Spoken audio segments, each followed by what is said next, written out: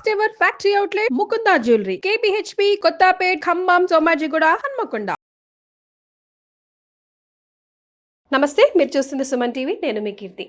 2020-25 ఫిబ్రవరిలో జన్మించిన, ముఖ్యంగా ద్వాదశ రాశుల్లో జన్మించిన మహిళలకి ఎలా ఉండబోతోంది, ఎంతవరకు కలిసి రాబోతోంది, ఎంతవరకు కలిసి రావట్లేదు, మరి కలిసి రాని సమయంలో ఎలాంటి రెమెడీస్ని ఫాలో చేస్తే ఆ బ్యాడ్ టైం అని సునాయాసంగా దాటేయవచ్చు, ఇలాంటివన్నీ మనకి కులంకుశంగా చెప్పడానికి ప్రముఖ ఆస్ట్రాలజర్ బ్రహ్మశ్రీ నందిబట్ల శ్రీహరి శర్మ గురువుగారు ఉన్నారు. నమస్తే గురుగారు. వాగర్థావివ సంపృక్తౌ వాగర్థ ప్రతిపత్తయే జగతః పితరౌ వందే పార్వతీ పరమేశ్వరౌ.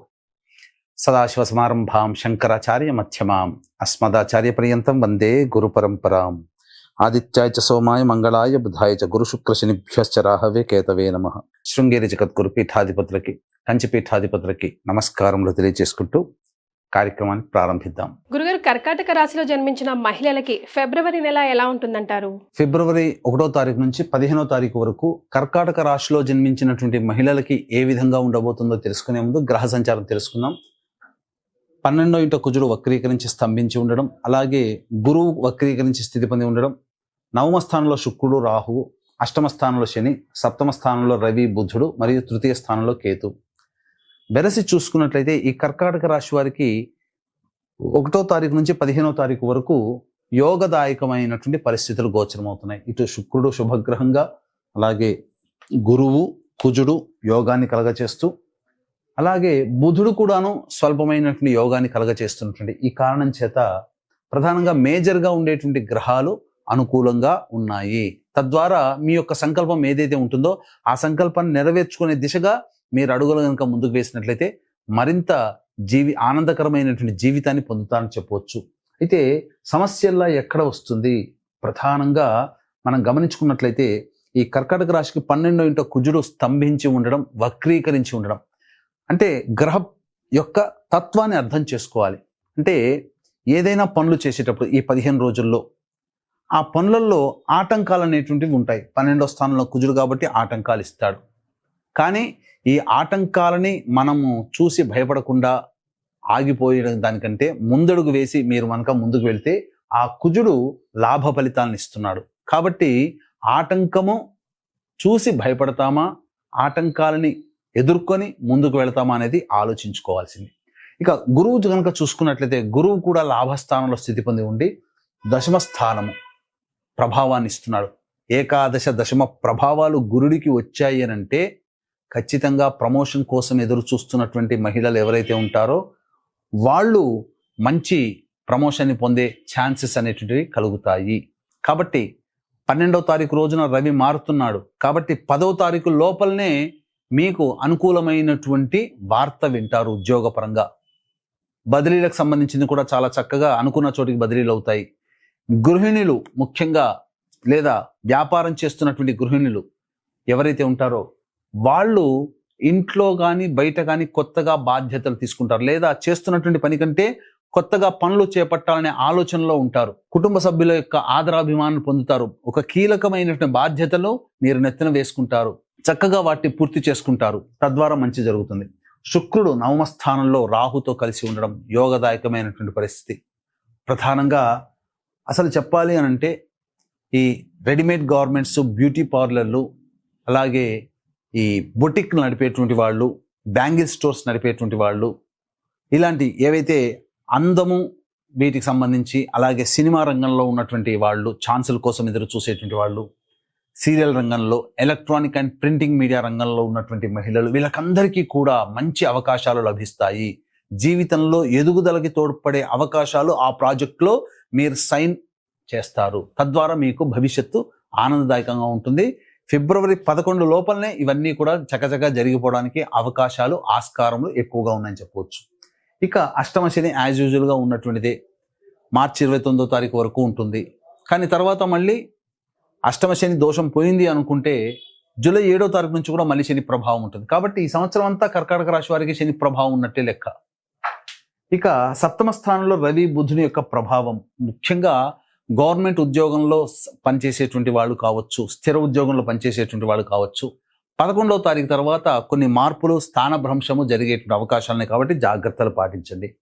ఏ తర్వాత చెప్పొచ్చేది ఏమిటంటే రియల్ ఎస్టేట్ రంగంలో ఉన్నటువంటి వాళ్ళు, లాయర్ రంగంలో ఉన్నటువంటి వాళ్ళు, అలాగే రైతులు, వ్యవసాయం చేసేటువంటి రైతులు, అలాగే మున్సిపాలిటీ రంగంలో ఉన్నటువంటి వాళ్ళు, వీళ్ళకందరికీ కూడాను కష్టములు మొదలు వచ్చిన తర్వాత మాత్రం అన్ని రకాలుగా విజయాలు ఉంటాయి. మొట్టమొదటి ఏదో పని కాదన్నట్టుగా అనిపిస్తుంది, కానీ పనులు అవుతాయి. ఇక ప్రధానంగా ఫుడ్ సంబంధించినటువంటి వ్యాపారములు, హోటల్ రంగము, రియల్ ఎస్టేట్ రంగము, హోటల్ రంగము, అలాగే సూపర్ మార్కెట్స్, అలాగే రెస్టారెంట్స్, ఎఫ్ఎంసీజీ రంగంలో ఉన్నటువంటి వాళ్ళు, ఫుడ్కు సంబంధించినటువంటి వ్యాపారస్తులు, స్ట్రీట్ ఐడ్ వెండర్స్ అనగా పళ్ళు, తోపుడు బండ్లు అమ్ముకునేటువంటి వాళ్ళు, పండ్లు, కూరగాయలు, అలాగే కర్రీ పాయింట్స్ అటువంటి వాళ్ళు, అలాగే ఈ సంబంధించినటువంటి ఈ తీర్థయాత్రలు, పూజా స్టోర్స్ నడుపుకునేటువంటి వాళ్ళు, ఎడ్యుకేషనల్ బిజినెస్, జ్యువెలరీ బిజినెస్లో నడుపుకునేటువంటి వాళ్ళకందరికీ కూడాను ఆదాయం చాలా చక్కగా ఉంటుంది. సందేహపడాల్సిన అవసరం లేదు. మంచిగా కలిసి వచ్చే రోజులు కొన్ని చెప్తాను. ఆ రోజుల్లో మీరు విపరీతంగా ఆదాయాన్ని పొందుతారు. ఖర్చులు జరిగేటువంటి రోజులు కూడా ఉంటాయి.